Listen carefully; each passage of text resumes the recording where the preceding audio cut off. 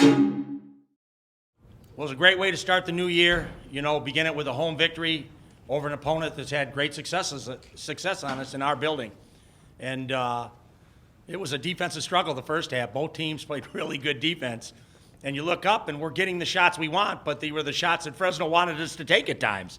And so we had to make a few of them in order to create a little separation. You know, the crowd was incredible. And so when we got on a roll and we spurted, the crowd helped us with that energy. And so we have the best fans on the West Coast. And I said on the radio that it's Arizona, Gonzaga, and San Diego State for an atmosphere. And it was a great atmosphere in the building today. And we're thankful that they came on New Year's Day for an early afternoon game and supported their Aztecs. Nathan Mensah obviously didn't play today. He's got a respiratory issue that we're having him see a specialist on. And when that happens, we'll have further updates on him. We hope to have him back at some point. But number one on our list is his health. So we'll follow whatever the doctor's advice are once they diagnose what it is, and we'll have a plan of action after that. I thought Joel Mensah stepped up in his absence. You know, I've boasted about our bench all year, and then when they got an opportunity to play like Joel, he goes 4 for 4 from the field. You know, he's in the right place, and he made some really good plays. So I'm proud of Joel. I tell the team, eventually we're going to find something that works offensively.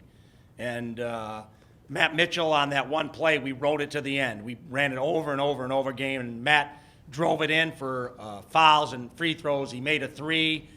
When he didn't have anything, he dropped it into Yanni. So we rode that play down the stretch. I was really proud of the guys, and you have to really watch to know our out-of-timeout plays today were sensational. I think we scored almost every one of them. So whether it was a baseline out of bounds, Joel for a layup, or a zipper with a short shot clock, ball screen for Malachi, or a backdoor for Malachi, and then a come around for Trey and for a jump shot, everything we drew up in a timeout, out of a timeout situation, I think we scored on.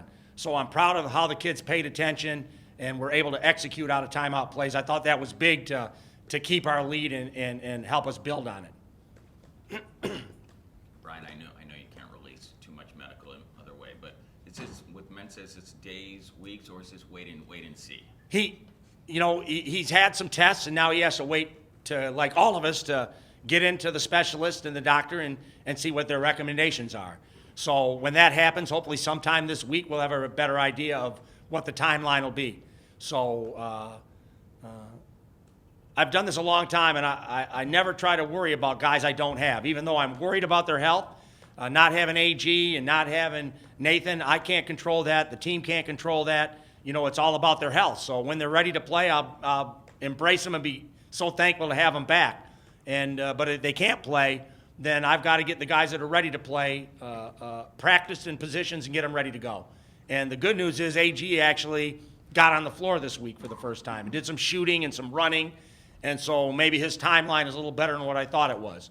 So, you know, we need our bench. We have a great bench, and I'd like to add pieces to it and try to get everybody back as soon as I can.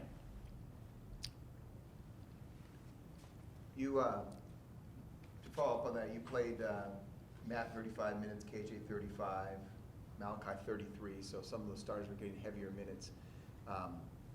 Is that something that's just a function of this game, or is that something that's going to be sustainable going forward, particularly when you go up to altitude? I think it's the opponent and what's going on. You know, we know Fresno presses. And you would say, well, no big deal. The press didn't affect us at all. Yeah, because I kept my handling guards in there the whole game. I didn't run the risk of not having a couple handling guards in all the time.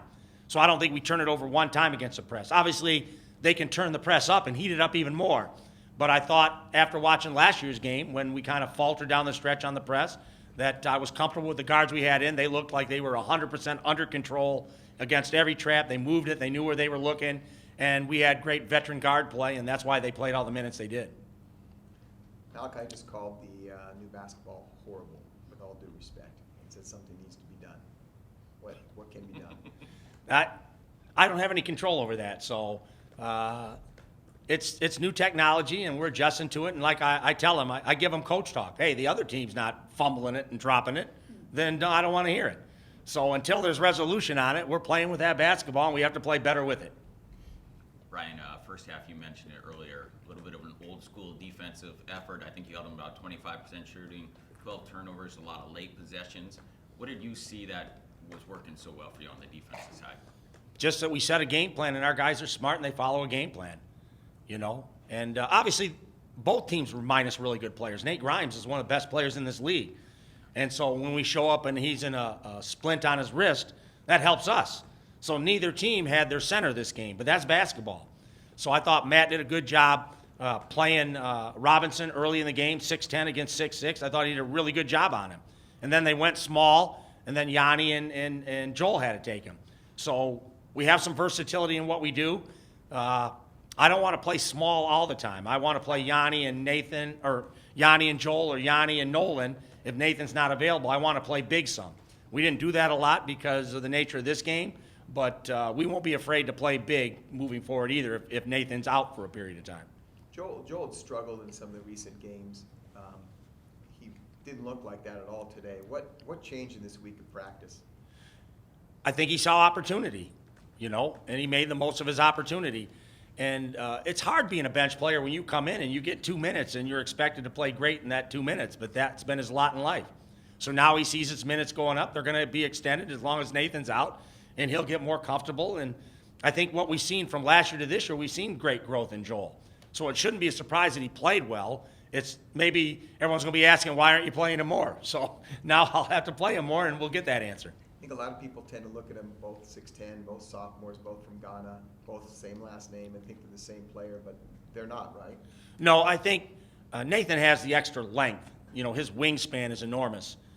So things come a little easier to Nathan as far as defending around the basket, blocking shots.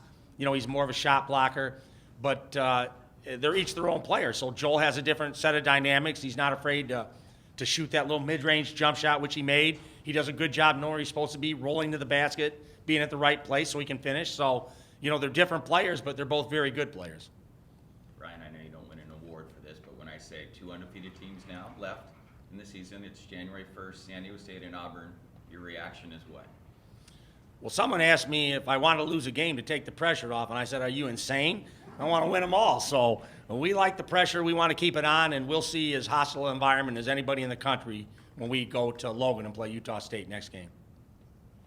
You mentioned your out-of-timeout plays, and you've been working on some stuff. It looked like there were a couple wrinkles out there from normal plays that you've run. Did you save a lot of those to run out of timeout and talk the team through? We put a new baseline out-of-bounds play in for this game, and we ran it and didn't score on it. We ran one of our older out-of-bounds plays, and we just made the emphasis, Adam, you have to screen Joel. I want to look for that layup, and just execute it. And, we executed it against a freshman. So Robinson's a great player, and down the road he won't give that up. But when you run plays against freshmen, sometimes you can catch him in a lack of concentration, and we just ran a simple little back screen and got a layup for Joel. So those are important plays in an 8-point game, 9-point game, where you can score in those pieces. And so I thought our execution was really good, and that's what you'd expect from a veteran team.